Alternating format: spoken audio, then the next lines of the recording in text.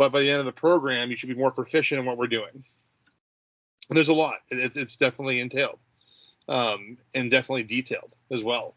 So study. And one of the things I'll do, probably not on a Thursday night, but I might do it like on a Friday night or something like that if I'm off, is I want to do a study group or more like a exam review as well, and we'll play some games. So one of the apps you guys will need to download on your phone is called Kahoot. Ever heard of that before?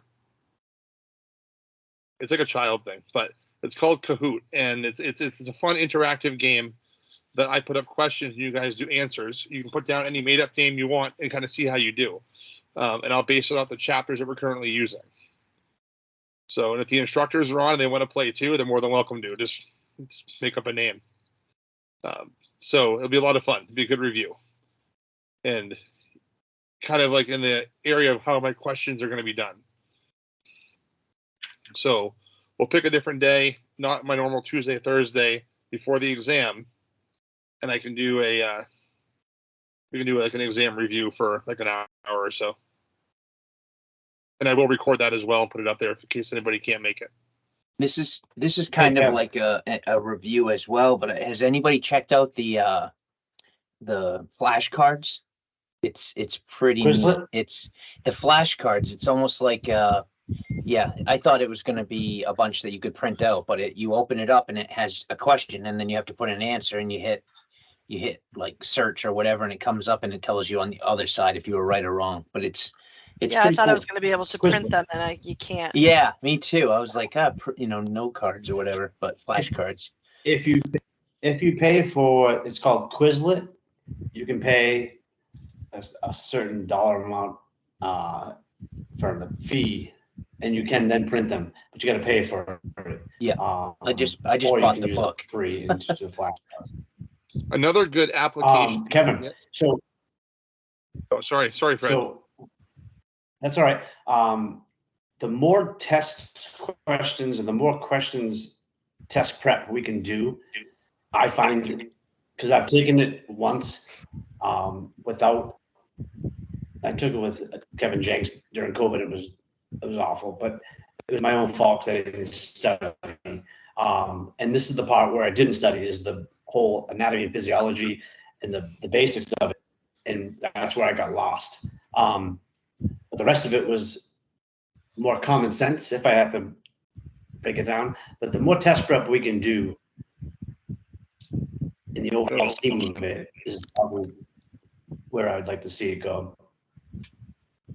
I like the function that you can make your own tests too on that Jones and Bartlett website. I'm bringing that up again right now. Yeah, you can have it make tests for you. Does it change the questions each time I do it? Would it be different questions, Kevin? It depends on which ones you pick. Yeah. So pick the different categories that are there first. Mm-hmm. I'm bringing it back up now so you guys can see it too. Another app you guys can get, anything from Limmer Creative. So Limmer, Limmer. He does a phenomenal job with his test prep apps as well to prep you for the National Registry. Mm-hmm. They also break it down as well.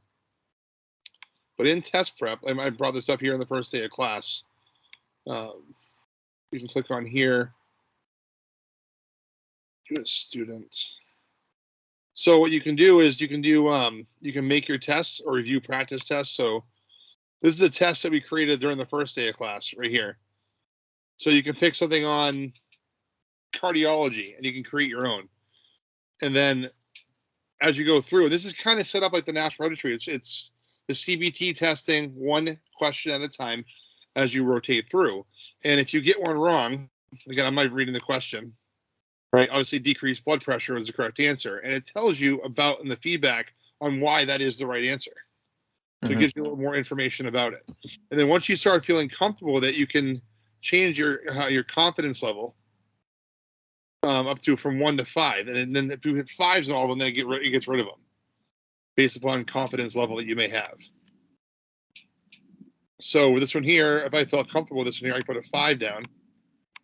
Oh, I got it wrong, so I really can't.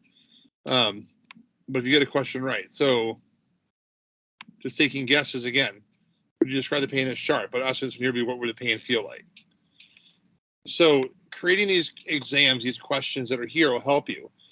And then with the, trying to find it here. When you're done with the program and you want to start practicing like National Registry questions, you can take the assessment tests, and it's like 100 or 150 questions once it opens here.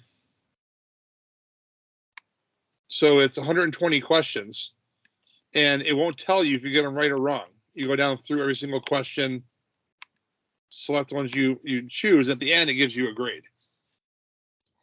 Kevin, those questions right from the National Registry? No. So yes and no. Okay. Worded differently? They're worded differently. The thing about National Registry is that you'll have 2 wrong questions, 2 right questions. You got to figure out which one's more right than the other. Yeah.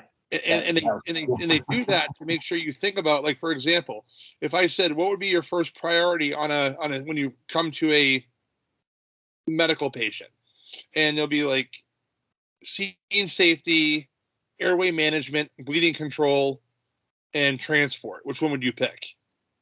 Scene safety. Right, scene safety. But some people get so caught up of the fact that, well, with airway management, ABCs come first. ABCs. But you forgot about scene safety. ABCs come out, right? Yeah. Right. People don't think about that, so they trick you. They definitely have, like you said, more than one right answer, but one's righter than the other. Right. And then on top of that, now one of the things we're also doing is, like I mentioned before, it's like the Chipotle style ordering. That's why I call it the Chipotle test. And they